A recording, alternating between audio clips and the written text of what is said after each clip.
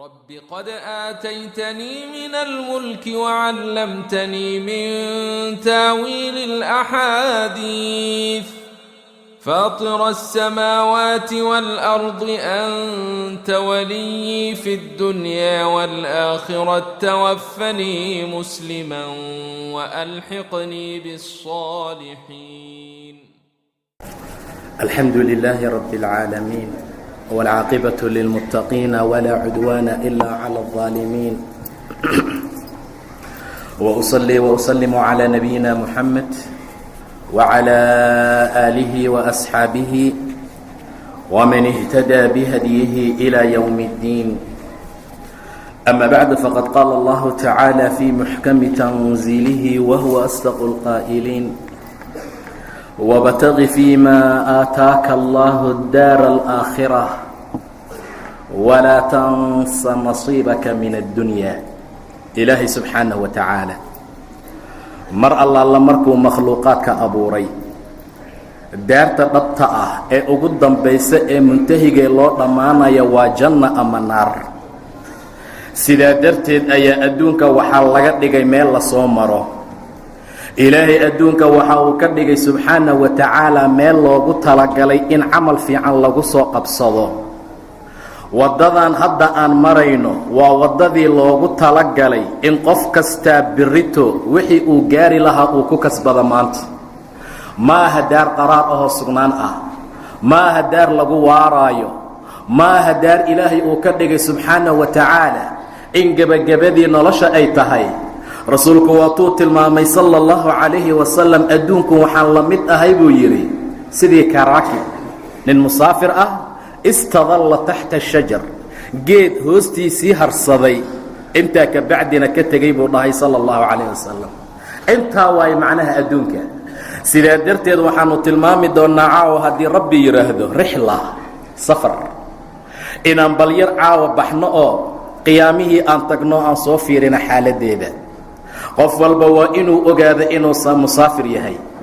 qof walba waa inuu ku talagalaa daartan inay tahay daar laga dhammaanaayo, inay tahay daar laga guuraayo, inay tahay daartii ilaahay ugu talagalay subxaanaه wa tacaala in masrac laga dhigto oo la beerta wixii beri markaa la heli lahaa ama la cuni lahaa. ilaahay wuxuu yidhi asagoo tilmaamaya nin xoolo fara badan la siiyey oo adduunka u mooday inuu lagu joogi doono laga tegaynin, ayuu ilaah ku yidhi asagoo dadkii ay la hadlayeen wabtaqi fii maa aataaka allah, war wixii ilaahay ku siiye ku raadsa daarta aakhiro. war waxa maanta aan haysana daarta aakhiro aan ku raadsano. war dadka xoolaha haystow daarta aakhiro ku raadsada. war dadka cilmiga haystow daarta aakhiro ku raadsada. war dadka maskaxda haystow daarta aakhiro ku raadsada. wabtaqi fii maa aataaka allah, war wixii ilaahay kuu keenoo ku siiye waxaad ku raadsataa daarta dambe. daartaa aakhira ku raadsada buu yidhi ilaa subxaanaه wa tacaala. walaa tansa nasiibaka min addunya, nasiibkaaga adduunkana ha iloobin.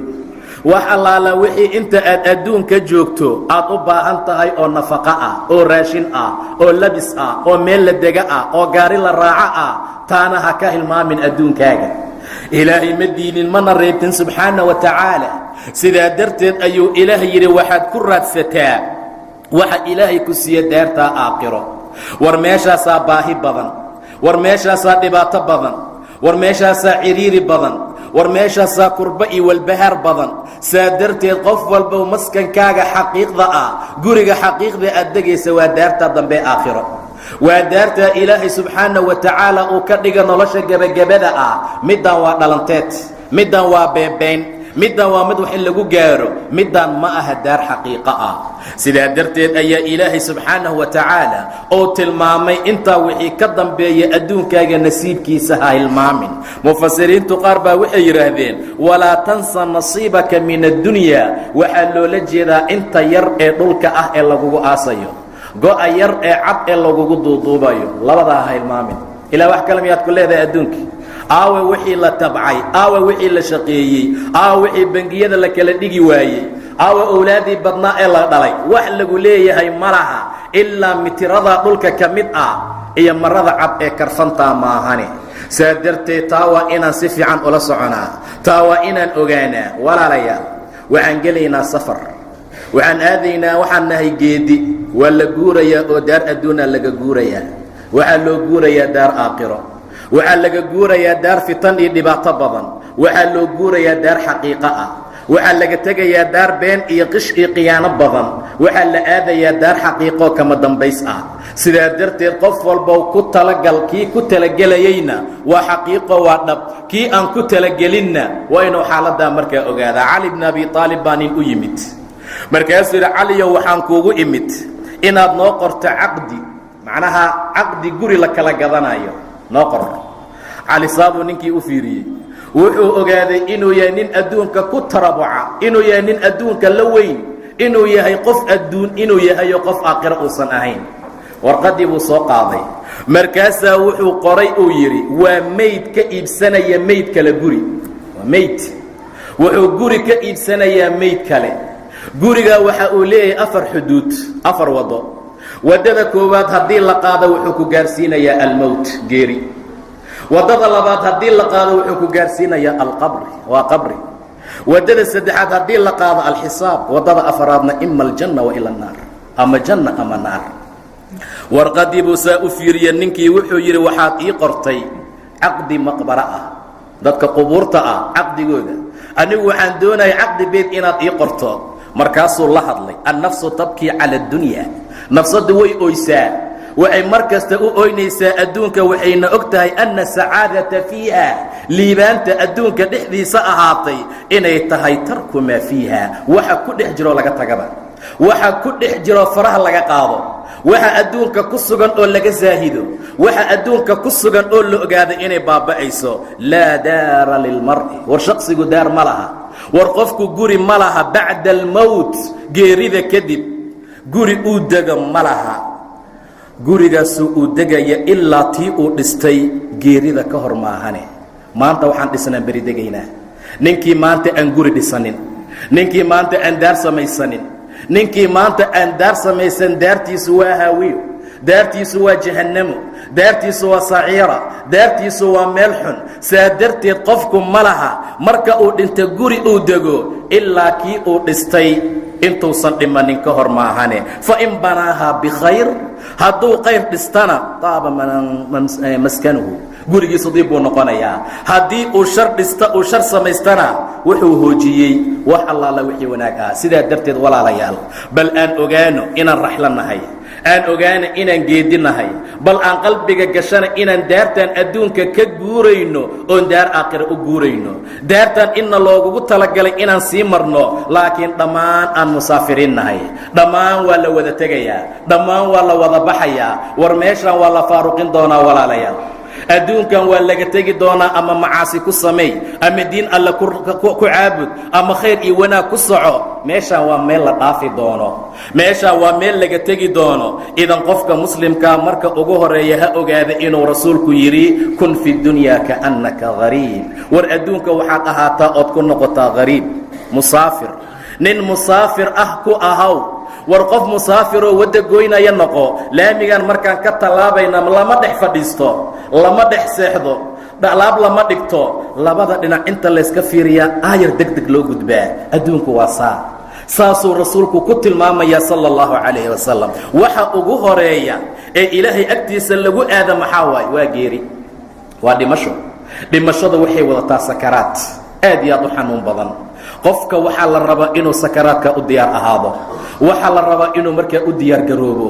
waxaa la rabaa inuu ogaado xaaladda xaqiiqda ah ee jirta inuu ilaahay tilmaamay inuu ogaado wajaa'at sakratu lmowti bilxaq sakaraadkii geerida oo xaq ah ayaa yimid buu yidhi ilaa subxaana wa tacaala aan ka bilowna sakaraadka saan u damaashaadaynay oon u wareegaynay oon wax u raadinaynay oon qaad u cunaynay oon sigaar u cabaynay oo gabdho naga fakalla-yihiin ama qole masaajid soo galay diin iyo wanaag raacay say u socota waxaa la gaarayaa makaanu dhac maalintii kugu dambaysay waa lagu qabanaa waxaad awoodi weynaysaa inaad istaagto, waxaad kari weynaysaa inaad hadasho, waxaad awood u heli weynaysaa inaad waxaad doonto samayso. sidaa darteed ayaa maalinta marka la gaaro sakaraadka ah iyo xaaladda qofka xayaatabaxa uu gaarayo waa maalmaha muxtarirkee lagu soo xaadiro. ilaahay subxaanahu wa tacaala asagoo tilmaamaya xaaladdaa buu ka hadlay, wajaa'at sakratu lmowti, weliba bilxaq buu yidhi ilaah subxaanahu wa tacaala. waa dhab.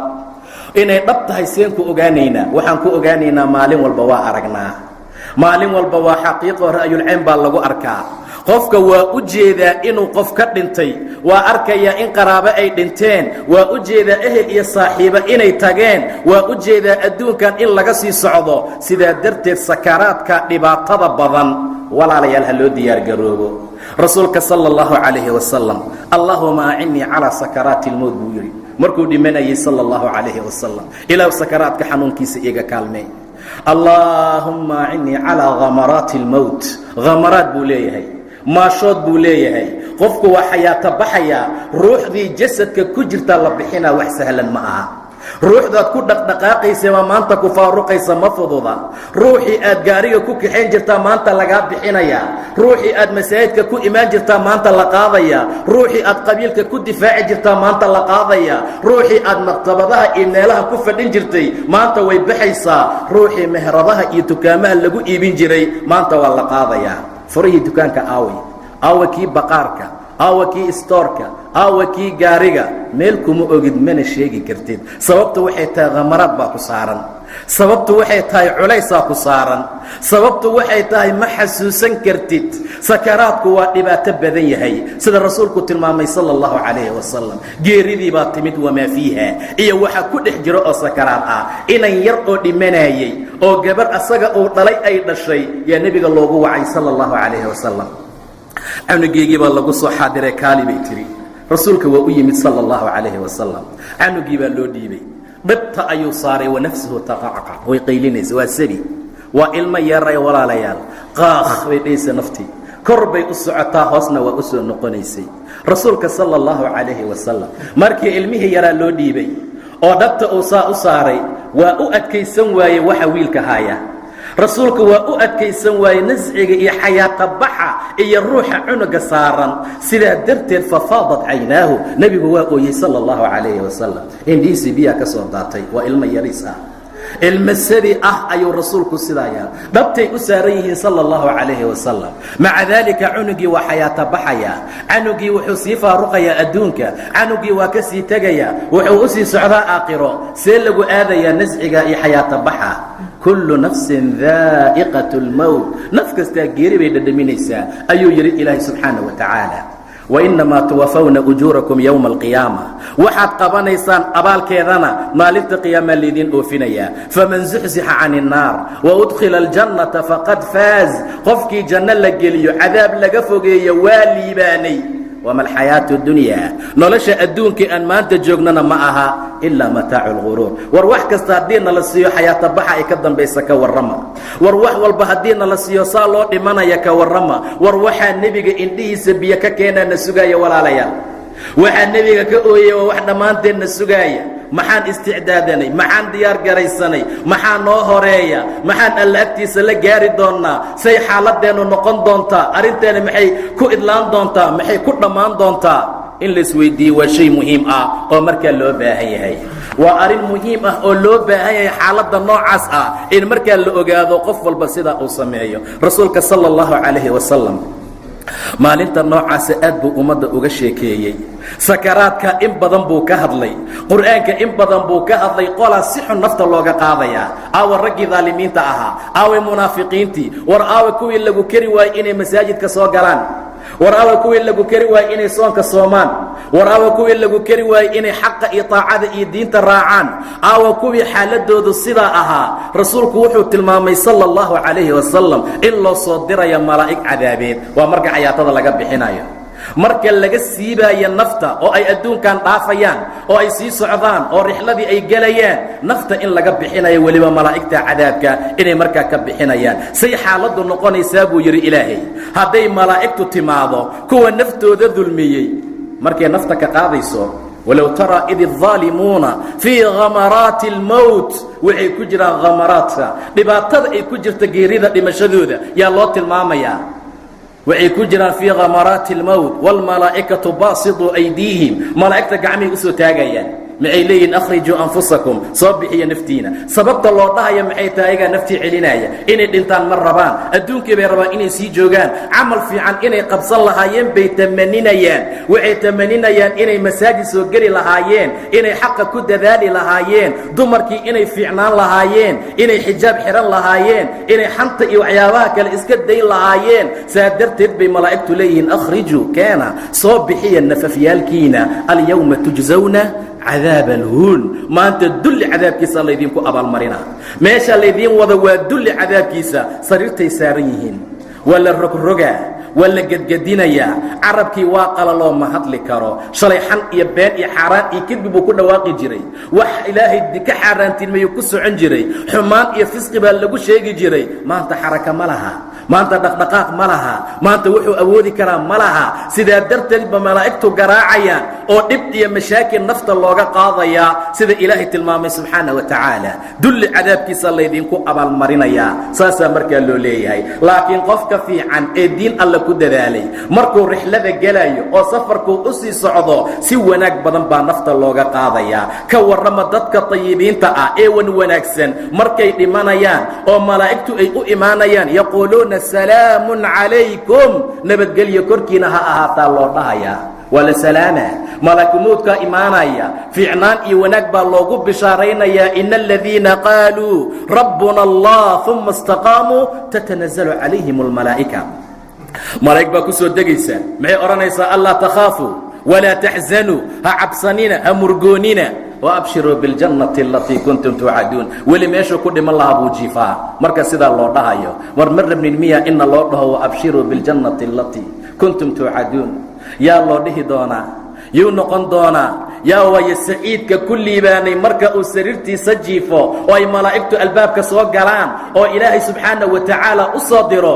gabadha loo dhihi doono وأbشiruu bاljannati alatii kuntum tuucaduun yuu noqon doonaa walaalayaal waxaana sugaa iyo waxaan ku socona isma laha camalka aan maanta samaynayna iyo rafaadka naga horeeya isma laha waxa maanta aan ku hadaaqaynayn ku hadlayno iyo kibirka isla weynida naga muuqataa iyo waxa ilaahay noo diyaariyey oo cadaab iyo dhibaato ah haddaan asaga caasina wax isku mid ah markaa ma aha sidaa darteed ayaa qof walba loo baahan yahay inuu ogaado in meeshaan laga tegi doono kullu man calayha faan ويبقى وجه ربك ذو الجلال والإكرام إلهي meeshaan wuxuu ugu talagalay inaan in yar ku noolaano qaala fiiha taxyawna وفيiha tamuutuun ومinha تخرajuun waad ku noolaanaysaan qaala fiiha taxyawn ayadaad ku noolaanaysaan buu dhaha ilah subxaana wa tacaala وفيiha tamuutuun intaad ku dhimanaysaan ومinha تخرajuun ayadaa laydinka soo bixinayaa minhaa khalaqnaakum وفيiha nuciidukum ومinha نخrijukum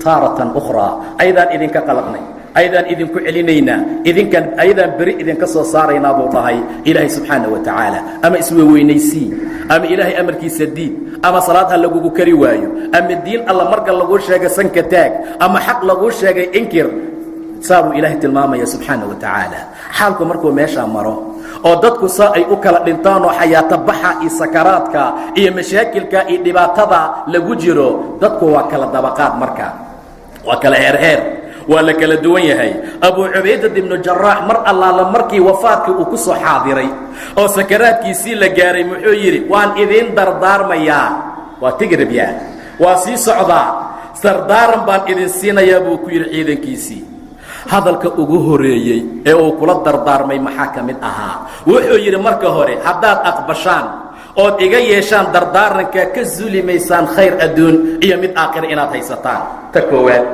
5 salaadood tukada buu yidhi waa salaadaha hagaajiya salaadaha adduun bay nagu dhaafaan maanta salaadaha waxaan qiimo lahayn bay nagu dhaafaan war walaalayaal salaad nebiga aakhir kalaan baa salaad ahayd war salaad asoo dhahaya adduunka laga waday sala allahu calayhi wasalam war aaway dardaarankii rasuulka sala allahu calayhi wasalam ummad nebi maxamed ma nihin miya war ummad jahannamo u socota maxaa naga dhigay ummad firdowse rabta maxaa noo diiday rasuulka asalaah asoo dhahayuu adduunka ka tegey ninka abuu cubayda dardaarankiisii ugu horeeyey wuxuu yidhi salaada hagaajiya bisha ramadaanka ahna sooma war xoolihiina sadaqada ka bixiya xajiya oo cimraysta isu dardaarma umaradana u naseexeeya madaxda u naseexeeya ayuu markaa yidhi ha qiyaanina haydan idin mashquulinin adduunkan yaysan adduunkan idin mashquulin axad adinka idinka mida haddii cumri la siiyo 1,000 sano wallaahi maalin maalmaha ka mida meeshaan jiifuu soo jiifanayaa buu yidhi abuu cubayda radia allahu tacaala canhu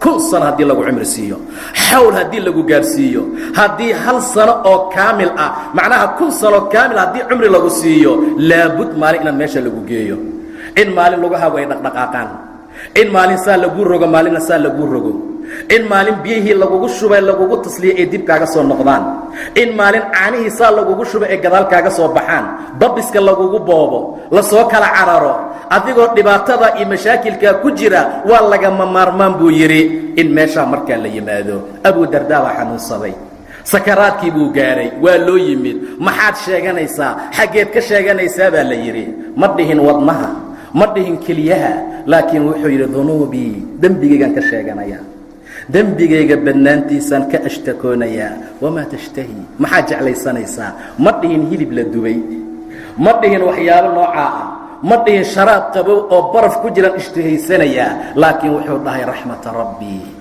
rabbigay naxariistiisa subxaanaه wa tacaala intaa kadib intii meesha joogtay ayuu yidhi laqinuunii war ii laqina laa ilaaha ila اllah afka ii geliya war ii xasuusiya laa ilaaha ila اllah war agtayda ku dhaha laa ilaaha ila اllah waa sakaraat dad baa saa adduunka uga tegey dad baa saa adduunka ku faaruqay walaalayaal mijintii qaadka aaway qola ku baxaysaa sigaarkii aaway qola ku baxaysaa tolka yaa laga dilay qola adduunka uga tegi doontaa ما هي سواء اسكو مد معها أفمن كان مؤمنا كمن كان فاسقا لا يستوون مؤمن فاسق اسكو مد معهم بير إلى سبحانه وتعالى سادرت يدبو يري وحن آدي أجعلان لها إنا قيل لقنتان لا إله إلا الله حالة واسدة نكال لكم مقعاب أبو سفيان بن حارث مر الله لمركي كسو حاضرتي أجشي سي مركو دريمي إني سور دواتي انتو بحي يوم مخبرة تجي oo qabrigiisii gacantiisii ku qotay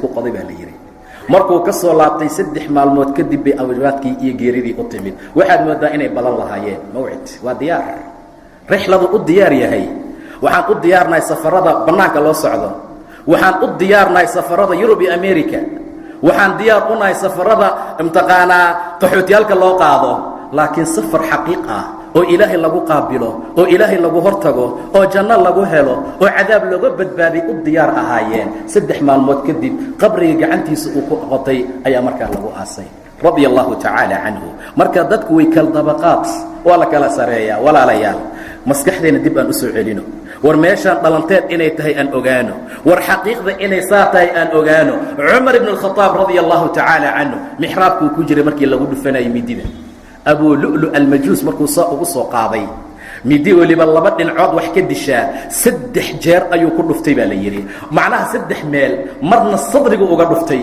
salaadu ku jira radiyallahu ta'ala anhu mar dhinac ayuu uga dhuftay marna xundurta hoosteeda waliba tii xundurta hoosteeda xoog intuu ugu dhufto ku jiiday waa midi laba bilood sun lagu dhexriday radiyallahu ta'ala anhu saasa loogu jiiday soo dhacay wuxuu kari waayay ilaa inuu qof intuu soo qabto oo meesha geliyo markuu Umar sida u dhacay salaadii intii dhineed la dhameystiray Abdullah ibn Umar muxuu yiri waxaan damcay aabahay inaan qaadno oo aan geeyno sariirtiisa waxaan gacanta saaray meesha dhiiga ka soo baxayay saasan gacanta u saaray macna si dhiigu uu cishoomo gacantayda waxaad moodaa inay caloosha si galaysa buu yiri xoog ugu jeexay dartii radiyallahu ta'ala anhu xoog inay u sii socoto oo calooshii mindhicirada aan u socdo ayaan dareemay waa ka joojiyay cimaamadeedii intaan soo qaaday yaan ku rabtay buu yiri waa ku xiray si xoog ah Umar muqshi miir malaha hadal malaha kalaam malaha waa la qaaday radiyallahu ta'ala anhu meel kalaaba laga ma soo bixin mihrabka masaajidka laga keenay uma taagnayn inuu fisqi waxyaabo kala sameeyey ilaa hortiisu taagnaa subxaana wa tacaala. salaada uu tukanayo waa salaad fajar walaalayaal, waa salaad subax, waa salaada ugu qiimaha badan, waa salaadaan ka seexanayn ka huridno, waa salaada habeenkii o dhan markaan dhafarno oo xumaan iyo fisqi aan ku dhafarno la kici la'yahay, uu shaydaanku nagu dul fadhiyo oo madaxa nooga fadhiyo, oo qof kasta ee uu u malaynayo meeshii ugu qiimaha badnayd inay tahay, yaa la tacniyey, ayaa la duray radia allahu tacaala canhu. waa la soo qaaday buu yidhi cumar, waa la seexiyey. cumar waa aamusan yahay. yaa amiira almu'miniin saakit, yaa abi xafsa ma hadlaya radia allahu tacaala canhu. dhinacaanoo dhan rag baa taagan, waa murugaysan yihiin. dhinaciisa bidixdaa dumar ayaa min waraa'i sitaar ku jira ama xijaab gadaashiisa oo ka dhex oynaya. cumar radia allahu tacaala canhu saasuu u yaalaa, dhibaatadaasaa haysataa. maca daalika wakaa kadib wuxuu soo kacay uu miir soo helay markii cadceeddii ay soo bixi rabtay, markay soo dhowaatay fajar imtiqaanaa طuluucu shams, saasuu indhaha u soo kala qaaday radia allahu tacaala canhu. dhinaca midigtuu fiiriye rijaal badan baa joogtaa, way murugaysan yihiin. bidixuu fiiriye dumara oynaya oo sitaar gadaashiisa ku jira.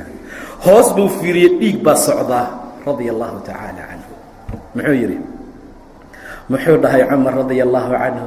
asalaytum, ma tukateen, ma dukateen radia allahu tacaala canhu. dhiigaa socda hoos, ragaa inta taagan oo oynaya, dumaraa meesha taagan, ma dukateen? qaaluu nacam yaa amiira almu'miniin, waan tukanay mu'miniinta amiirkeediyo. qaala alxamdu lilah laa xada fi اlislaam man taraka الsalaa. nasiib kuma laha islaamka qofka salaada ka tegay. haddaad dukateen alxamdu lilah, alxamdu lilah. dhiiggaan socda maxaa waaye? ma jirto. war maxaa idinku dhacay ood u oynaysaan? ma jirto. war dumarkan meesha maxaa keenay? malaha. ma dukateen salaadii? ma dukateen salaadii? qaaluu nacam yaa amiira almu'miniin, waan tukanay alxamdu lilah. waayo laa xada fi lislaam, xad iyo nasiibkuma laha qofka salaada ka taga. laba tallaaba meel masaajidka u jirtaa yay dhallinyaradu taagan yihiin iyo dadka badankooda.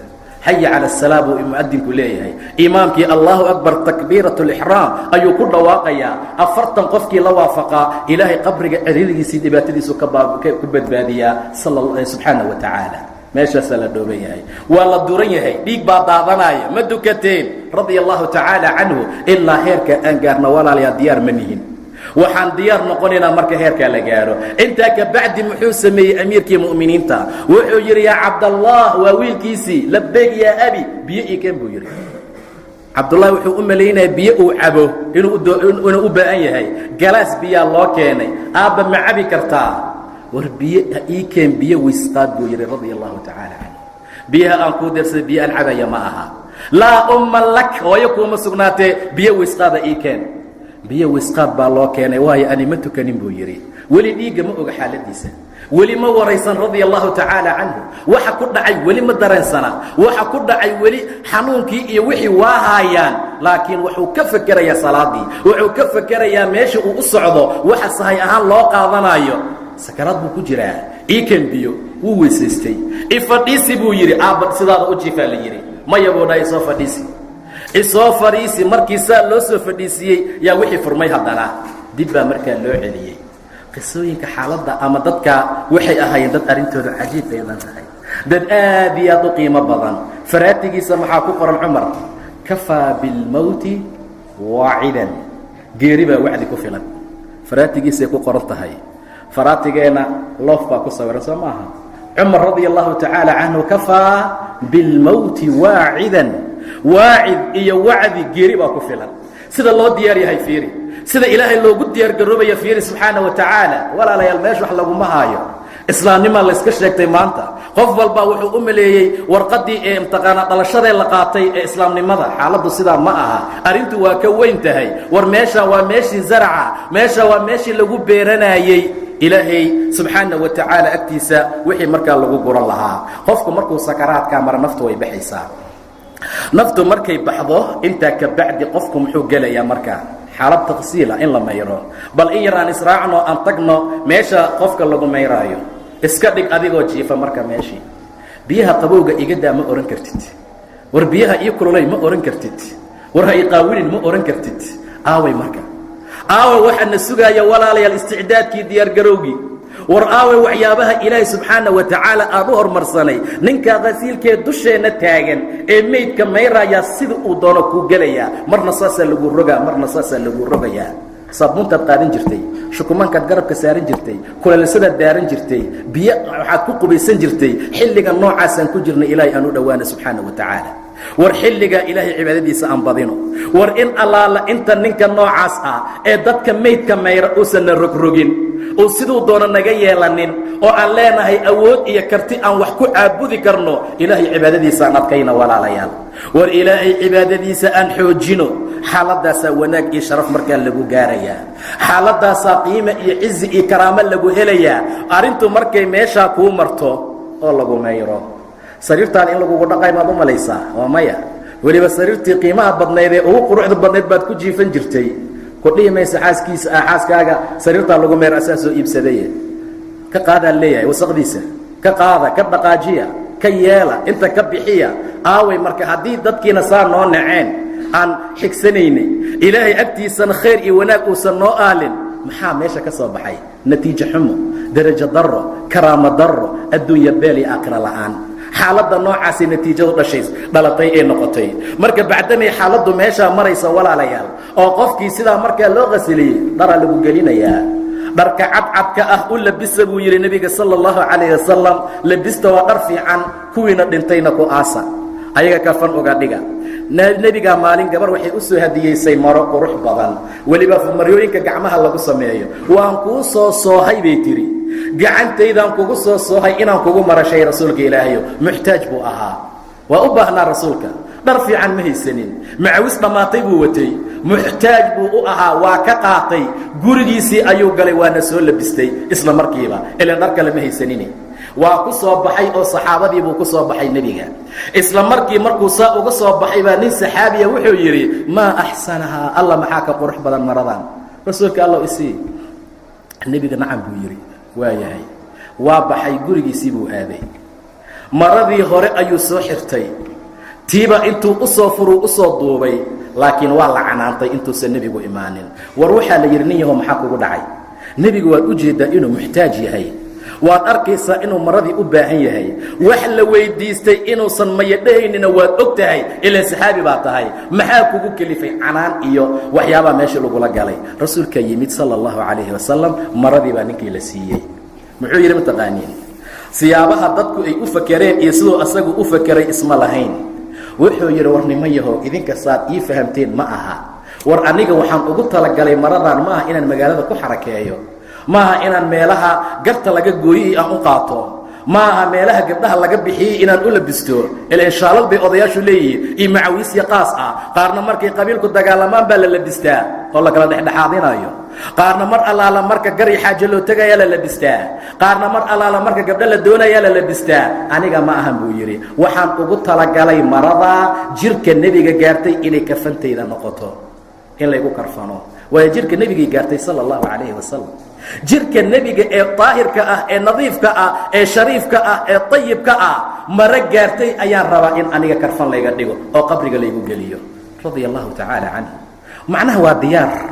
wuxuu u diyaariyay raxiil, safar, inuu baxo, inuu ilaahay aado subxaanahu wa tacaala. marka xaaladdu saasay markaa tahay. karfantiina saasay markaa ku dhammaatay. intaa wixii ka dambeeya waa lagu kaxaynayaa, waa lagu wadayaa, khalaas waa ku dhammaatay. soo noqosha ma jirto, dib loo soo noqon maayo walaalayaal. masaajid danbaan la arkayn, walaal danbaan la arkayn, xaas danbaan la arkayn, ehel danbaan la arkayn, aabba dambe ayaan illa saaraynin. waa dhammaatay, waa kuu duubantay, warqadaadii waa la duubay. haddaad 1000 salaadood tukato, iyo haddaad milyan mar soonto, iyo haddaad 1000 jeer damacdo inaad xaj iyo cimro tagto, khalaasay dhammaatay. walan yu'akhir allahu nafsan إذا جاء أجلها. نفل أقرأي مالا هدي أجشد تماضو يجري إلهي سبحانه وتعالى. إنتان وقتك لقارن يا أيها الذين آمنوا لا تلهكم أموالكم ولا أولادكم. مالكين إيو أولادني إذن كمشغول عن ذكر الله. mufasiriinta qaar ba waxay dhaheen salaadaa loola jeedaa can dikri illaah ilaahay xuskiisa ilaahay diintiisa ilaahay cibaadadiisa ilaahay wixiisa kulligeen idinka mashquulin can dikri illaah waayo waman yafcal dalika faulaa'ika hum alkhaasiruun in allaala intii saa samaysa way khasaareen buu yidhi ilaa subxaana wa tacaala iska bixiya waxa alla idin siiyey dad fiicfiican noqda waxa ilaahay idin amrayna fuliya min qabl ka hor intuusan axadkiin geerida u imaanin uu yidhaahda rabbi lowlaa akhartanii ilaah ma isugtid ilaah maa ii kaadisid maa ii kaadis ma layska yeelaya meeqaa lagu sugaaya meeqaa cimri lagu siiyey maxaad ku dhammaysay cumrigaaga maxaad ku baabi'isay maxaad samayn jirtay maxaad qaban jirtay markaad iminka leedahay rabbi lowlaa aqartanii ilaa ajalin qariib faasadaqa waakun min asaalixiin aan sadaqaysta saalixiintana aan ka mid ahaadee walan yu'akhir allahu nafsan idaa jaaa ajaluhaa nar haddii ajashu timaado naf la aqiraya ma labuu dhahay ilaahay subxaana wa tacaala ilaahayna shay kasta wuxuu ku yahay waa la wadayaa qofkii waa maalintii ugu dambaysay aqalkaaga lagaa bixinayay waa maalintii kuugu dambaysay maanta maalin soo noqoshaa ma laha aawe dadkii naga horeeyey aawe awowayaal aawe kuwii ka sii horeeyey dib dambe ma loo arkay waa maya liqahu waa aakhiro meeshaasaa mawcid loo yahay xaggaasaa laysugu tegayaa ayaga way naga hormareen annagana raad kale ku soconaa walaalayaal ayaga way naga hormareen annagana waa ka daba tegaynaa ayagu way naga hormareen annagana waa ku sii soconaa waayo ducada nebiga uu meydka markuu tago ama qubuuraha uu ku ducaysan jiray baa saa ahaan jirtay saasay markaa ahaan jirtay intaa ka bacdi marka saa laguu soo kaxeeyo waxaa lagu keenayaa meesha meydka ama masaajidka sababtu maxay tahay safar dheer baad u socotaa sahaydaadana way yar tahay qofka safarka caadiga aadaya lacag baa laysugu dardaraa raashin baa loo keenaa buskud iyo keeg baa loo diyaariyaa waa mar allaala markuu jidka sii marayo inuu sahay ka dhigto laakiin safarkan safarkii buskudka ma aha safarkii caanaha ma aha safarkii keega iyo doolshada la cunaya ma aha maxaa wax anfacaya laakiin waxaa wax anfacaya salaad aan rukuuc iyo sujuud lahayn oo dushaada lagu tukado rumana la rukuucayo mana la sujuudayo shaqri baad ku jirtaa sariir baad ku jirtaa meeshaasa taallaa imaam baa ku hor taagan waa lagugu tukanayaa intaas waxaa loola jeedaa in ilaahay lagaaga shafeeco subxaana wa tacaala ilaahay baa lagaaga ergaynayaa rabbiyow maskiinkan waad u jeedaa rabbow maskiintan waad u jeedaa ilaahayow waxay tari kartaa malaha dadkii tukanaya inay ka soo dhex baxdo nacashka ma soo geli karta safka ma imaan kara safka rabbiyo waan kaaga shafeeco dalbaynaa cabdiraxmaan ibni coof ninka la yidhaahdo nebiga gadaashiisaan janaase kula tukaday buu yidhi waxaan ka xifdiyey duco allahuma kfir lahu warxamhu wacaafihi wacfu canhu waakrim nusulahu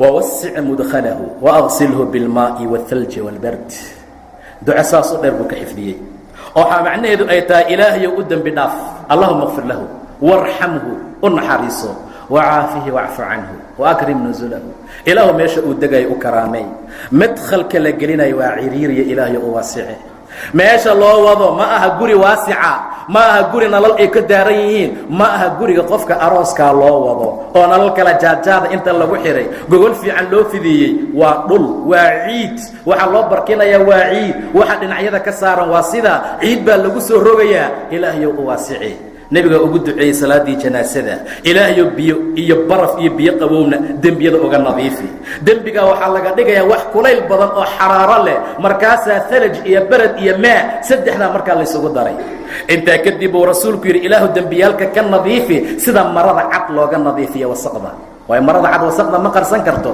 saasa loola jeedaa dharka kale markay wasaq gaaraan dhowr usbuuc waad ku socon kartaa laakiin dharka cad illa caaba haday dhibic gaarto kuma soo bixi kartid bari in la dhaqmo ahane ilaa dambiga saasoo kale uga nadiifi wuxuu rasuulku yiri oo kale sallallahu alayhi wasallam wa abdilhu daran khayran min darihi wa ahlan khayran min ahlihi wa zawjan khayran min zawjihi ilaa daartiisa daar ka fiican ilaahay ehelkiisa ehel ka fiican ilaahay xaaskiisa zawjadiisa zawja ka fiican ilaahay ugu bedel ilaahay jannada gali cadaabkana ka ilaali saxaabigi muxuu yiri wallahi waxaan tamaniyay oo jeclaystay naxashka ninka ku jira inaan aniga ahaado waa diyaar ninka nabiga saa ugu duceeyay sallallahu alayhi wasallam nabigu ducaa mustajaaba allah maxaanu ahaan waayay meeykaas الله محانو أهان وإنك ماشا كجرا ساسو تمني عبد الرحمن ابن عوف رضي الله تعالى عنه انت وحي قدم بي ولا سيكي حي قفكي وحال لقينا يا قبرك ولا لا يا سدح عم الله باكو دحجرتا صباحية كورما مالنتا صباحية لغو أرانيا سوديبا madaxiisa waa halkee madaxaada la kala garan la'yahay dhinaca uu jiro aaway raganimadii aaway shadaaradii aaway xoolihii aaway qabiilkii aaway dukaamadii aaway doolaradii aaway dumarkii aaway awlaadii oo ku istiqbaalayaan godkay ku jiraan rag waxaa la dalbaya in lagu soo dhiibo madaxa u mariya dhinaca minhaa khalaqnaakum wa fiiha nuciidukum wa minha nukhrijukum taaratan ukhraa ayadaan idinka khalaqnay ayadaan idinku celinaynaa berina iidaan idinka soo saaraynaa buu dhahay ilaahay subxaana wa tacaala marka diyaar garowsoona lama habboona walaalayaal saacaddaa wixii ka bilowda qof allaala qofka inuu tooba ku degdego in ilaahay la malja'o subxaana wa tacaala in ilaahay la magangalo subxaana wa tacaala macaasiyi xumaan in laiska yareeyo ama layska daayo taaca ilaahay in la badiyo maraad ku duuduuban tahay ha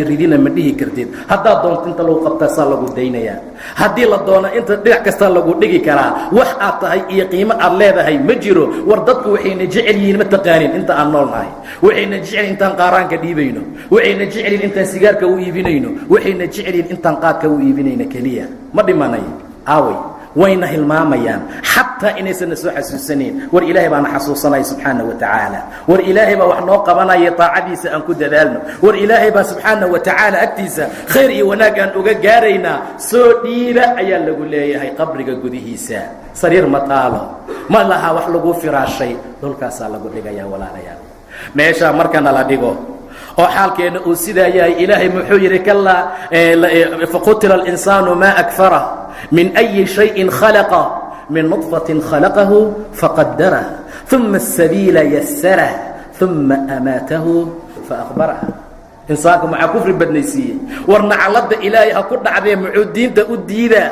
war muxuu daacada alla uga leexanayaa insaanka qutila اlinsaanu maa akfarah maxaa kufri badnaysiiyey marka hore ha kibree min أyi شhayءin khalaqa maxaa laga abuuray adigaan xooga badanee saa u soconaya maxaa laga abuuray inaad dib u noqoto waaye inaad fikirto waaye ilaa muxuu yidhi min nuطfa khalaqahu faqadarah uma الsabiila yasarah wadadii wilaadada ee markuu dhalanayay uu soo maray buu ilaahay u fududeeyey subxaana wa tacaala uma الsabiila yasarah makaankaad ka dhalatay iyo inta aad la ekeed isma lahaa laakiin yaa fududeeyey allah subxaana wa tacaala ma wasaarat صxa ma tictoriyaalka ma dhaqaatiirta waa maya uma الsabiila yasara ilaahay baa fududeeyey subxaana wa tacaala uma amaatahu faaqbarah waa dhiman waana la qabriyaynaya buu dhahay ilaahay subxaana wa tacaala geed lagu saaran maayo sariirna lagu saaran maayo maqsina lagugu ridan maayo haddaad dhimato ogow haddaad dhimato meeshaasaa ku sugaysaa intaa kabacdi buu ilaah yidhi uma amaatahu faaqbara uma idaa shaaa anshara xilligii uu doono ilahay ka soo bixinaya subxaana wa tacaala haddaba insaankii markii saa xaalkiisa uu noqday waa rawaxay safarkii buu aaday haddana waxaa u bilaabatay daartii hadda aan ahayn oo ka duwan waa daar barsaq ah waa daar mtaqaana qabri ah meeshaasaad mustawdac ku tahay meeshaasaad ku kaydsan tahay meeshaasaad ku sugaysaa qiyaamaha sida ilaahay tilmaamay subxaana wa tacaala xataa idaa jaa axadahum اlmowt qaala rabbi irjicuun ilaa axadkood geerida ay u timaado wuxuu dhahayaa rabbi irjicuun war ilaahay baa idinku dhaariyey celiya waa ninka daalimka ah waa kan shayطaanka raacay waa kii diinta alla diiday inta la sii waday gaariga uu sii wada meydkiisa rabbi irjicuun toobuu ku hayaa yaa ku maqlaaya rabbi irjicuun weligaa dheh waayo rabbi irjicuun markaa dhahda ilaah baa idinku dhaariya dib ii celiya nebiga xadiis buu ku tilmaamay inuu dhahayo war halaag ha idinku dhace xaggeed ii wadaan xaggee lay wadaa waayo markuu dhimanaya la garaacay horkuu dhimanayaa la tusay jannadiisii iyo naartiisii markii uu dhimanayaa la tusay meesha xun ee u horaysay dhibaatada ka horaysa markaasuu leeyahay war gadaal ii celiya war gadaal ii celiya halaagaygiiyow xaggeed ii wadaan rabbi irjicuun maxaa loo soo celinaa marka la keeno aawib miftaaxi muu leeyahay oo mataqaanaa mustawdaci bikaarka maya ma wuxuu leeyahay aaway gurigeygii lacallii acmalu saalixan camal fiican baan qabana wallahi haddii la soo celin lahaa isla markii masaajidka ku soo origta lahaa meel kale ma aadeen lacallii acmalu saalixan haddaan camal fiican rabbow soo qabsanayaa maantay nala gudboon tahay walaalayaal wallaahi dad baa jira jeclaan lahaa caawa inay masaajidka soo galaanoo rakacad xataa ay tukadaan hal rakacad dad baa jira inay ramadaanka gaaraanoo hal maalin xataa ay soomi lahaayeen maxaa intaa ka rabtaa in adduunka la keeno hal mar subxaana allah ay dhahaan dad baa jeclaan lahaa laakiin hayhaata hayhaat qubuur bay ku jiraan qabri bay ku jiraan, waa u dhammaatay, berin waa ka mid noqonaynaa. beri dadkaasaa lala mid noqonayaa, ayagii baa lala camirnaanayaa, ayagii baa lala joogayaa, ayagii baa lala darsayaa, ayagii baa agtooda la fadhiisanaa, ayagii baa mici lala noqonayaa walaalayaal. marka xaaladda intay maanta tahay, oo xaaladda maanta ay xaalad wanaagsan tahay, oy nafi nagu dhaqdhaqaaqayso, oon socon karno, oon rukuuci karno, oon sujuudi karno, oon tasbiixsan karno, oon rabbigan xusi karno, aan ku dadaalna walaalayaal. xumaanta iyo macaasidana aad iyo aad ha laysaga gaabiyo. xumaantii waxyaabaha ilaahay diiday aad iyo aad ha loo diido, ha laysaga fogeeyo. nin dadkii hore ka mid ee taabiciyiinta wuxuu sameeyey gurigiisa albaabkiisuu god ka qoday baa la yidhi. mar allaala markii cibaado ay ku yaraato, mar allaala markii uu isiraado qalbigaagii wuu qallay, wuu dhex gelayaa sida nin meyd oo kale, wuu jiifanayaa. markaasuu ka dhex qaylinaya, uu leeyahay rabbi irjicuun lacallii acmalu صaalixan fii ma tarakt. intaa wuxuu qasalayaa oo maalayaa asagoo saa dhahaya, ka warrama xaalku hadduu noqdo. war anoo godkii ku jira oo dhahaya ilaahaan idinku dhaariye iyo celiya, camal fiican aan soo qabtee, tii uu miaal ka dhiganayaa. markaasuu cibaadadii laba jibaarayaa, markaasuu cibaadadii xoojinayaa, markaasuu cibaadadii adkaynayaa. maxaan maanta xusuusanaa? waxaan ku dhex jirnaa hafla, waxaan ku dhex jirnaa ilowsho, waxaan ku dhex jirnaa xaaraam, waxaan ku dhex jirnaa muusig iyo heeso, waxaan ku dhex jirnaa dumar qaaqaawan, waxaan ku dhex jirnaa wax ilaahay xaaraantinimey, waxaan ku dhex jirnaa wax ilaahay diiday subxaana wa tacaala. saasuu ilaahay tilmaama subxaana wa tacaala. marka qofka marka hafla uu ku jiro, markuu ilowsho ku jiro, goormuu ilaahay xasuusana subxaana wa tacaala. war qof hafla iyo ilowsho ku jiro, xaaraam iyo macaasi wax ilaahay diiday, habeen iyo maalin ku dhex jira, goormuu geeri xasuusanaa? heerkaasaa la gaaray in qabri laga qodqoto, guryaha agtooda la galo, laysku daboolo, la tamfiilsado adoo dhintay oo qabri ku jira, oo qaylinaya oo dhahaya war gadaal iyo celiya, camal fiican aan markaa soo qabsadee. intaa waxay ka dambeeya walaalayaal, waxaa hore loo sii gelayaa qiyaamihii. ilaan waa la sii socday, meelba meel baa lagu sii gaaraayey. waxaan ku jirnay calool hooyo, anagoo waxba ahayn. id antum ajinnatun fii butuuni ummahaatikum, hooyooyinkiina caloolahoodii baad ku qarsoonaydeen buu yidhi ilaa subxaana wa tacaala. waa laga soo baxo, adduun baa la yimid oo dhib badan. markaan dhalanayna soo ma arkin dadku way nagu farxayaan, adigii waa ooynaya, adoo oynayaad soo baxaysaa. canug kastoo dhalanaya asoo saar oo qaylinayuu soo baxayaa. lee waxaad ka soo baxday ciriiri iyo caloolahooye iyo mugdi, ilaa ilaahay uu ku tilmaamay subxaana wa tacaala 3 dulumaad iyo 3 mugdi inaad ku dhex jirtay. wixii baad ka soo baxday, maxaa kaa ooyey? weli ma fikirin miya? waasicnimaad timid iyo meel waasicee, maxaa kaa ooyey? alla meeshaa kuu dhaantay, meeshaasaa kuu dhaantay. meeshana marka la fiiriyo dulmigeeda, fisqigeeda, xaaraanteeda, xanteeda, dhibaatadeeda, ilaahay diinka fogaashadiisa, adoo meeshaa ku jiraa laguu qaatay. cumar ibnu khadaab ama abubakar baa dhihi jiray, hooyaday wiil baa u sugnaaday, maxay ii dhashay? inaan lay qabsanin. ilaahayow maxaad iiga dhigi weysay? kuntu mansan mansiya, wax la iloobay oon la soo hadal qaadaynin. abubakar baa wuxuu arkayaa shimbir geed cunaaya. alla waad cunaysaa, waad cabaysaa, xisaabtana ma lihid buu yidhi. waxaad doontaad samaynaysaa, waana kuu dhammaatay. alla sidaadoo kale maxaan u ahaan waayey? waa ummadda nebiga bacda rasuul ninka u fadli badan, radia allahu tacaala canhu. aan mudma'iniin, aaminaan nahay. salaas wax ma tukanin saakay. duhurkii waxaan ku soo gaarnay rakacadii ugu dambaysay. casr iskaba daaba, dukaan xirid iyo waxaan ku jirnay waxyaabo kale. maqrib baa yaa alla lagu yimid, cishaa'iga tafshaan baa la yahay. maca daalika mu'miniin baa layahay, waa la aamin qabaa, radia allahu tacaala canhu. taariikhda qaar baa waxay tilmaantaa abubakar agtiisa marka la yimaado kar inuu ka soo bixi jiray, beerkiisaa gubanayay baa layidhi min khashya, cabsi ilaahay darteed, radia allahu tacaala canhu. maxay hooyii abuurtuu leeyahay? ilaahayow kafaaf baa dooni lahaa, ilaahayow inaan lay xisaabinaan jeclaan lahaa, ilaahayow inaan maalinta qiyaama lay qabsanaan jeclaan lahaa. kafaaf hadday ii noqoto, laa lii walaa calaya, aan dembina laysoo raacan, ajirna lay siinin, waan ku badbaadi lahaa. marka aamin ahaashada aan ku jirno, aan iska dayno, ilaahay aan usoo laabano subxaana wa tacaala. rabbi ha loo soo rujuuco. intaa wixii ka dambeeya walaalayaal, waxaa loo kaydsan yahay qiyaamaha, waxaa meesha loogu jiraa aakhiro. waa daartii ugu dambaysay ee lagu kala nagaanayey, ima janna wa ima naar, labadaa mid. dariiqee ku soconaa marka? ma dariiqii jannada mase dariiqii naarta walaalayaal? see xaaladeennu noqonaysaa haddii maalinta qiyaamo la istaago oo gacanta bidixdaa kitaabkaaga lagaa siiyo? aawe hooyo, yaa kuu soo gurmanaya? yaa wax kuu qabanaayo? war dib dambe ma laysku soo celinaayo? qof u soo gurmanaya ma laha. ka waran maalintaa haddaad ka mid tahay dadka ilaahay kitaabkooda gacanta midigta uu ka siin doono. farxad iyo raynrayn, baraara iyo bashbash, khayr iyo wanaag, waa suruur iyo farxad aan la qiyaasi karin waxa markaa maalinta aad ku sugnaanayso. laakiin camalay u baahan tahay walaalayaal, laakiin shaqay u baahan tahay walaalayaal, laakiin waxay u baahan tahay diin ilaahay oo lagu dhaqmo, khayrka iyo diinta iyo taacada ilaahay oo la badiyo. xaaladaasaa lagama maarmaan ah.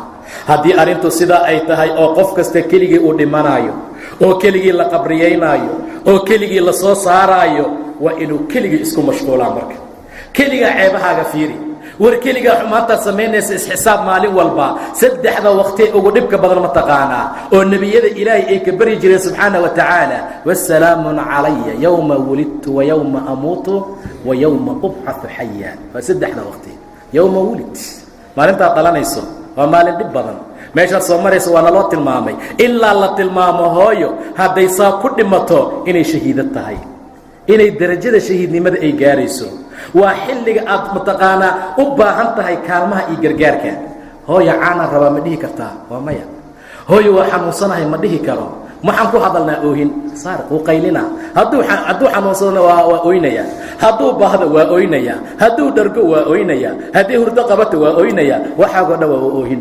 xilligaas haddii ilaahay ku badbaadiyo yowma wulid, maxaa ku xiga? wa yowma yamuut.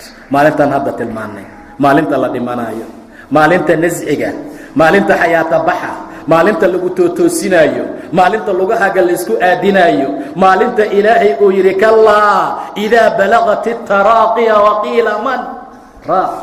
nafta hadday meesha soo gaarta ka warramo. qof sakaraada weligaa ma aragtay? qof sakaraada ma fiirisay? ilaahay qole ayuu aayad ku soo dejiyey, uu yidhi dagaalka aada. markaasaa fulaynimo ay fiiriyeen, markaasuu ilaah yidhi way ku soo eegayaan nadara almaqshiyi calayhi min almowt, sida ninka geerida lagu daboliso dadka u eegoo kale. maaragtay qaabdarrada ma laha hanaan fiican, ma laha wanaag. kuwa markuu albaabka saa uga soo galo, axadka sakaraadkaisa markii ka cararaaya, meeqa oynaysaa ka soo baxaysa. qaabdarrada iyo sida u yaala xaaladeeda yuu ilaahay tilmaamaya subxaanahu wa tacaala. maalinta noocaasi ilaahay yidhi kallaa idaa balaqat itaraaqiya waqiila man raaq. yaa tufaaya? war aawe macallinkii, war aawe ciyaalkii oo malcamadaha iyo iskuulka dhiganayay iyo qur'aanka, war aaway shiiqii maraaq. yaa tufaaya? ma tufa wax taraysa? wadanna annahu alfiraaq. faaruqitaan buu yaqiinsadayba. xaqiiqdii baa hortiisa taala, xaqiiqdii baa hortiisa taala, sida ilaahay uu tilmaamay subxaana wa tacaala, fakashafnaa canka غطاءك daboolkii kaa saarnaa waa kaa qaadnay buu dhaha ilah subxaana wa tacaala. fabasaruka alyawm xadiid. saa darteed ayuu asaga yaqiinsaday. dadka ayagaa iska qaylinaayo, dhakhtar ha la geeye iyo intaa laga baxay yaa tufaayo iyo wax jiraa mala buu yidhi ilah subxaana wa tacaala. waayo asagaa yaqiinsaday inuu baxaayo.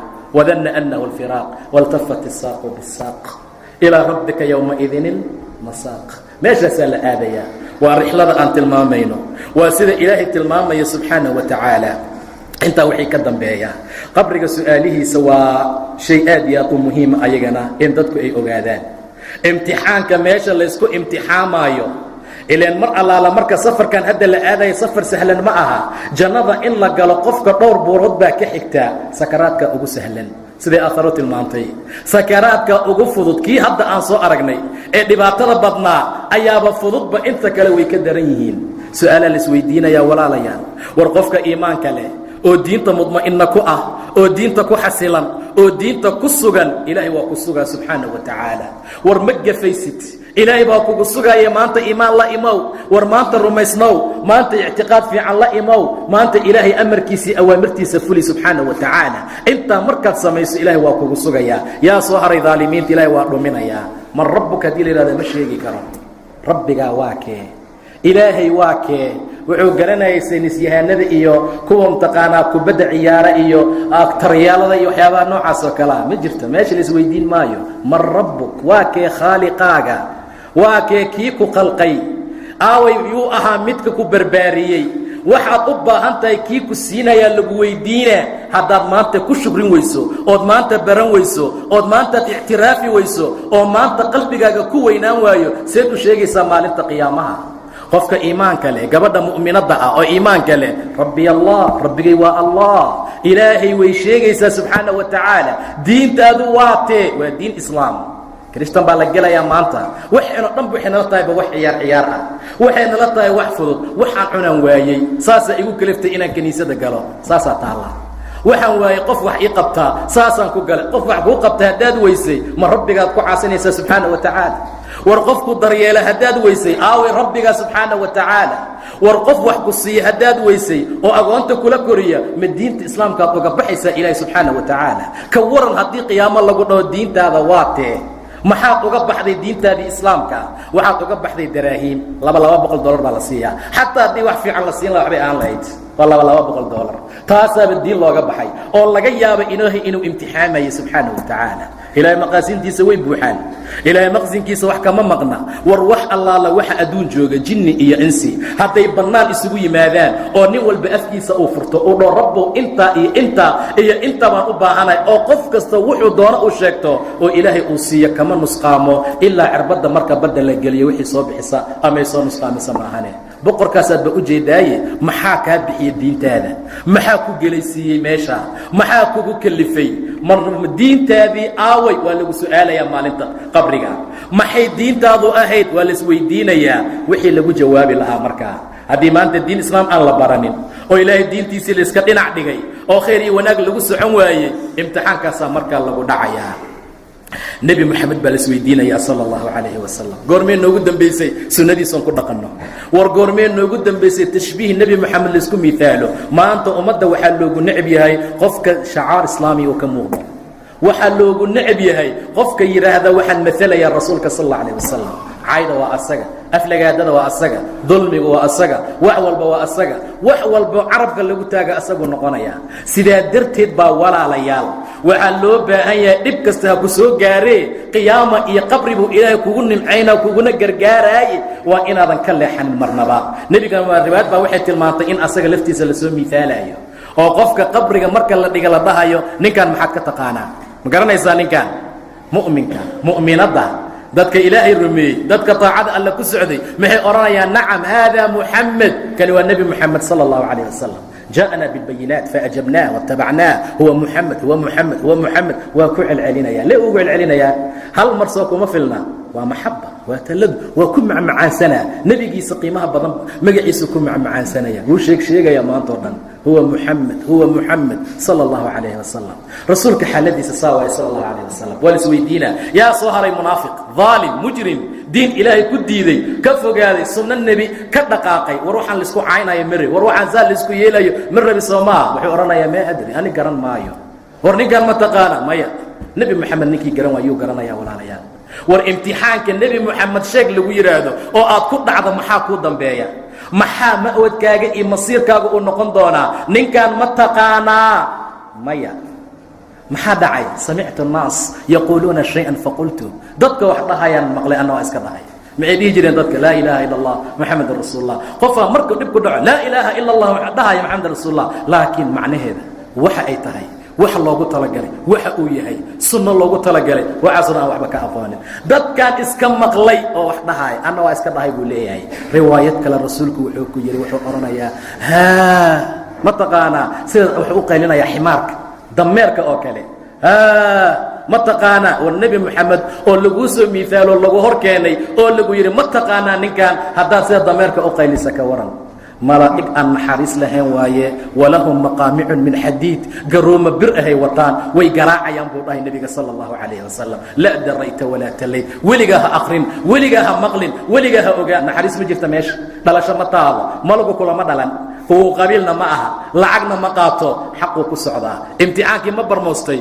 waad gudbaysaa haa ma tiri meeshaasaa lagugu garaacayaa lacag la siiyey baxaan iyo saa la iska laalusho iyo saana imtixaankuu ku dhacay adduunku yaalaa waxaa meeshaana laga yaqaanaa ee halkaa lagama yaqaano macalinka ha lala mucaamalo iyo mudiirka ha loo taga iyo sidaa alla yeelo iyo hoos waxaa laga dhiibay iyo wallaahi aysan jirin maalinta qiyaamo faidaa nufiqa fi suur falaa ansaaba baynahum yowmaidin walaa yatasaa'aluun waxaa maba jira buu dhahay ilaah yaa tahay iyo xaggee ka dhalatay iyo reer ashraaf maad ahaydeen iyo ma dadkii geesiyaalkaad ahaydeen iyo ma dadkii laga soo gaaray diintaad ahaydeen iyo laisweydiin maayo waxaa laisweydiinayaa waxa afkaaga ka soo baxaayo waxaa lagugu imtixaamayaa waxaa imtixaanka ah saa darteed bay leeyihiin weligaa ha ogaanin weligaa ha maqlin seexdiisa iyo qayladiisa wax walba oo rabbi qalqa ayaa maqlaaya ila haqaleen jinni iyo insi maahane hadday maqli lahayn laysmaba aaseen buu dhahay nebiga sala allahu calayh wasalam. war qabri aan dad kusoo dhex aasayno oo meeshaan laga qaylinaayo oo meeshaan laa dadri la dhahayo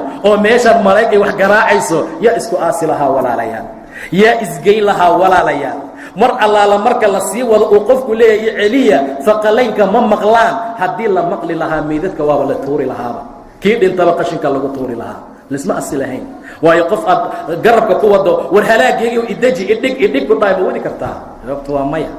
jawaabtu waa wax sahlan ma aha. saa darteed baa waxaa loo baahan yahay qof kasta inuu rixlada u diyaargaroobo, inuu qof walba maalintaa inay naga dambayso uu ogaado, qof walba inuu maalintaa u shaqaysto. waa shay lagama maarmaan ah, waa shay muhiim ah, waa arrin annaga danteenna ah, waa arrin adiga dantaada ah, waa arrin dhammaanteen dan noo ah inaan xumaanta ka tagno, inaan macaasi iska ilaalino, inaan ilaahay caabudno, inaan diin ilaahay dhabnimo u aaminno subxaanahu wa tacaala. intaa wixii ka dambeeya walaalayaal waa lis soo bixinayaa, waxaa la soo aadayaa abaalkaagii. imtixaanadii aad soo gashay oo dhan baa abaalkeeda lagu siinayaa. ilaahay subxaanahu wa tacaala wuxuu tilmaamay maalinta qiyaamaha marka la gaaro oo buunka la afuufo way ka soo baxayaan, faidaa hum waxay ka soo baxayaan yakhrujuuna min alajdaad, qubuuraha buu yidhi ila subxaanahu wa tacaala. way ka soo baxayaan ilaa rabbihim yansiluun, rabbigood xaggiisay u soo degdegayaan. meeshaa laysugu imaanayaa maalinta qiyaamo. walaalayaal waa la qaaban yahay, dhar lama wato, weli imtixaankii baa nagu socdaa, qof walbaa maalbahaar iyo dhibaataa ka muuqataa. qoraxdii baa la soo dhoweeyey, meeshaasay noo saaran tahay. dadkii way wada dharla-yihiin, ummaddii walbahaar iyo dhibaataa ku jirtaa, mashaakil adag oo xoog badan baa ummaddii haysataa, kur baa ummaddii ku daboolan. maalinta noocaas ah qof allaala qofkii ilaahay badbaadiyo, wallaahi maalinta noocaasa qofkii ilaahay badbaadiyo kaasaa badbaaday. dhibaan ku jiraa iyo saanaan ahay iyo arrintaa dhibkaasa ay haysta iyo walaal waa sheeko. cadceedda way noo soo baxdaa, wayna noo dhacdaa, ama ha la cuno ama ha la qabo, ama meel ha la jiifto ama ha la socsocdo. war si kasta ha ahaatee maalintaasaa ugu daran, war maalintaasaa ugu adag, war maalintaa maalin waaye. waataquu yowman turjacuuna fiihi ila allah uma tuwafaa kullu nafsi maa kasabat wahum laa yudlamuun. war maalintaa ka cabsada buu dhahay ilaahi subxaanahu wa tacaala. war maalintaas maanta u diyaargarooba, war maalintaas iska fiiriya. war wax kasta waxaa loo baahan yahay wiqaayo iyo wax kaa hortejiya inaad samaysato. maalintaa waxaa wax kaa qaban kara oo ku badbaadin kara camalka saalixa ah oo ilaahay dartii loo sameeya subxaanahu wa tacaala. in camalka laga ilaaliyo bidca iyo khuraafaat, in waxaan adduunka dadka kedinaya layska ilaaliyo, in qofka maar kasta uu ku fikiro qiyaamaha, inuu ku fikiro qabriga, inuu ku fikiro cadamada iyo weynaanta ilaahay. xaaladaana ay ku kalifto inay wax kasta u saqirnaadaan, inay wax kasta u fududaadaan, in masaa'ibta adduunka oo dhan ay markaa u fududaato si ilaahay khayr u siiyo subxaanahu wa tacaala. raggan aanu ka sheekaynaynay dhammaan adduunka marka la fiiriyo aad bay ugu dhibaataysnaayeen, aad bay mashaakil ugu jireen, laakiin qiyaamo markii ay tageen buu ilaahay khayr iyo wanaag siiye subxaanahu wa tacaala. qiyaamaha waxa la siin doonaa u khayr badan, qiyaamaha waxa la siin doonaa u sharaf badan. si qiyaamaha waxa nala siinayo ay noogu sharaf bataan, aan ku dadaalna ilaahay taacadiisa subxaanahu wa tacaala. aan ogaana meeshaan inaan safar ka nahay. war walaalayaal, daarta adduunka waa la wanaajiyey, daarta aakhira ha la wanaajisto. war daarta adduunka waa la dhisay, waa la xarday, wax kasta waa la dhigay. daartii aakhira waxaan ka dhignay jika muufo oo kale, waxaan ka dhiganay waxaan qiimo iyo wanaag lahayn. waa meeshii ugu fiicneed, waa meeshii ugu darneed, waa meeshii ugu qiimaha badneed, waa meeshii lagu kala naqaanayey, waa meeshii qof kasta masiirkiisii noqonayey. meeshaasaa laysku wada keenayaa awaliin iyo aakhiriin. wixkii ugu horreeyey iyo ka ugu dambeeyey la qalqi doonaa ilaahay meesha keenaya subxaanahu wa tacaala. rabbi intuu samaawaadka soo qabto, inuu arlada soo qabtaa la ruxruxayaa, markaasuu odhanayaa ana jabbaar. war ana jabbaare aaway jabbaariintii, war anaa mutakabbir ah aaway mutakabbiriintii, war aaway dadkii iswa weynaysiinayay adduunka, war aaway dadkii kibirka badnaa adduunka, war aaway dadkii laga joogi waayey adduunka, war aaway dadkii isu malaynaya inay wax kasta baabi'in karaan oo ay dudumin karaan. anaa melik ah, ayna almuluuk, aaway boqoradii, war aaway madaxweynayaalkii, war aaway dadkii kor iska dhigdhigi jiray. axad u jawaabayaa ma jiro. liman ilmulku اlyawm lilaahi اlwaaxid اlqahaar. maanta yaa boqor ah shib. waxaa jooga aadan baa uu noogu horeeyey wax la qalqo. qofka ugu dambeeya la qalqi doona ilaahay baa garanaya, wiil iyo gabar waxay noqdaane meeshaa la wada taagan yahay, wax hadlaya ma laha. markaasuu ilaah leeyahay ama malag naadinayaa, ilaahay ayaa maanta melig ah subxaanahu wa tacaala.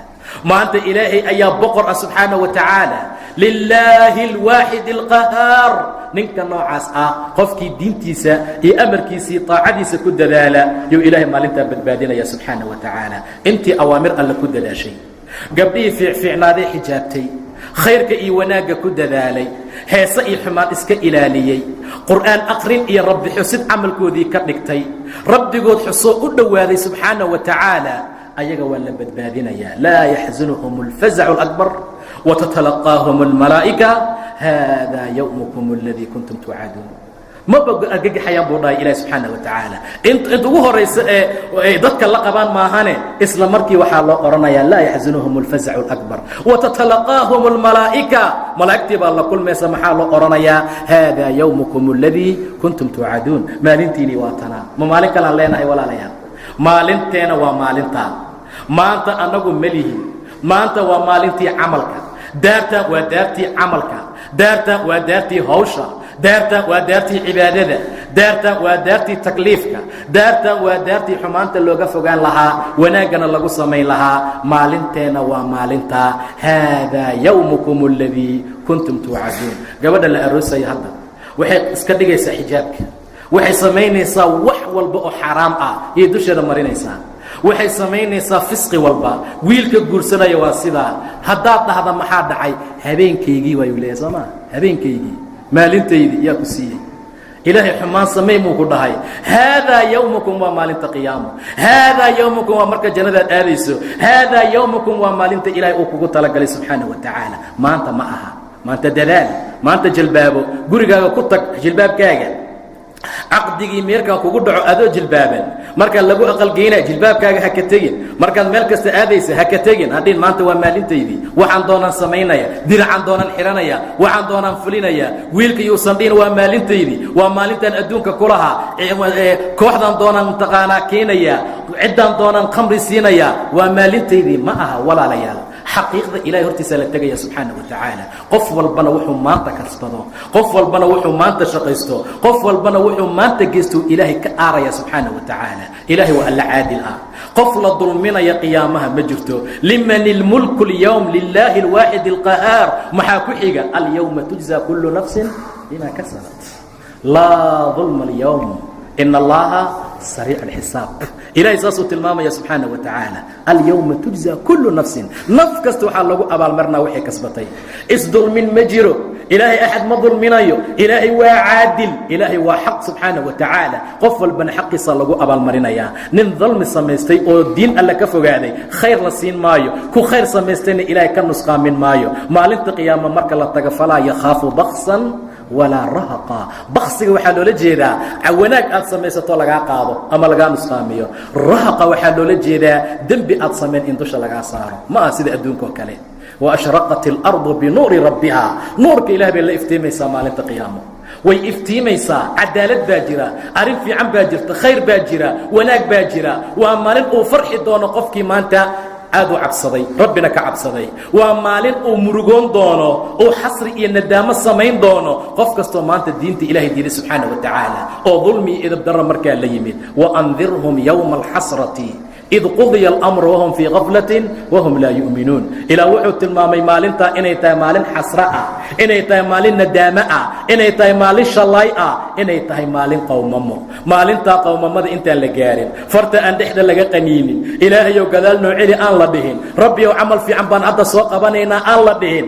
maanta iyo caawa waxay ka bilowda walaalayaal xumaan kastana aan ka tooba keenno war saacaddaan laga bilaabo aad noqona dad mustacidiin ahoo diyaar ah tikidadooda ay u go-an yihiin qiyaamana u diyaar aho u raran aan xirxirano meeshaan waa laga xirxirtaa ninka caaqilkaa meeshaan waddanka ma dhigto ninka caaqilkaa meeshaan ma dego ninka caaqilkaa meeshaan kuma furto ninka caaqilkaa qiyaamuu ku furtaa ninka kayiska ah ee caaqilka ah ee kasmada badan ee garaadka leh ee reer magaalka dhabtee lagu yaqaano waa ninka qiyaamaha u diyaar garooba ee ma aha ninka surwaalka hoos ka xirtaa ma aha midka surwaalka dheeraystaa ma aha ninka jeegada saa u jartaa ma aha midka gabdhaha la socdaa ma aha midka sigaarka gacanta bidixdaa ku haystaa reer magaalkaasaan u naqaanaa laakiin reer magaal xaqiiqo ah oo run ah oo dhab ah waa ninka ogaaday daartan inaysan daar xaqiiqa ahayn daarta dhabta inay tahay daarta aakhiro ninka noocaasaa liibaanay sharaf iyo wanaagna gaaray adduuni aakhirana asagaa markaa ku badbaadaya bacdamay xaaladdu sidaa tahay walaalayaal gabagabadii waxaanu ku soo gabagabaynaynaa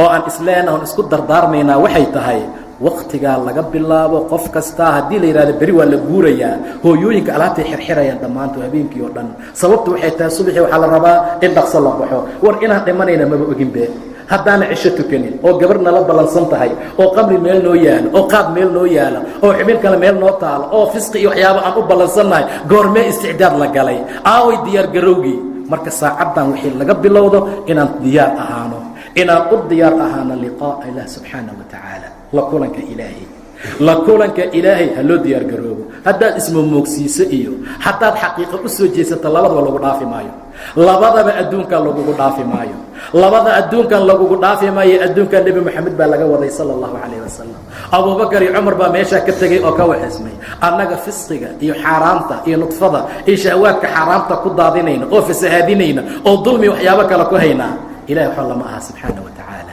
bacdamay xaaladdu sidaa tahay qofka muslimka ah waa inuu khayrka ku dadaalaa awaamirta ilaahayna lagu dadaalo subxaana wa tacaala rixla ayaa loo baahanya safar in la galo loona safro oo loo diyaar garoobo ilaa yowmi alqiyaama maalinta qiyaamaha ilaah xaqa ayaan ka baryaa inuu xaqna waafajiyo ilaahna waxaan ka baryayaa inuu maalinta qiyaama noo fududeeyo su-aasha iyo dhibaatadii mashaakilka markaa jira rabbi waxaan ka baryayaa kelimadeena midda ugu dambaysa inuu laa ilaaha ila allah ka dhigo anagoo tawxiidka taaga ku haysan inuu ilaahay aan la kulano subxaana wa tacaala inteena xanuunsanna ilaahay caafimaad taama muslimiin ah inuu ilaahay siiyo subxaana wa tacaala intii muraad leh muraadkooda khayr ah ilaahay ha u saqiro ilaahay ha u sahlo intii kurbaysanna ilaahay kurbadii dhibaatada allah ka qaada subxaana wa tacaala intii cadaawa ka dhaxaysana ilaahay maxabo iyo wanaag ha isugu soo dumo insha allahu tacaala inta salaada ku culusna ilaahay salaada ha u fududeeyo oo salaada waxay ku indhaqaboobsadaan ilaahay ha uga dhiga insha allahu tacaala inteenii noo hormartay noo dhimatayna raxmad ayaan ilaahay uga baryaynaa subxaana wa tacaala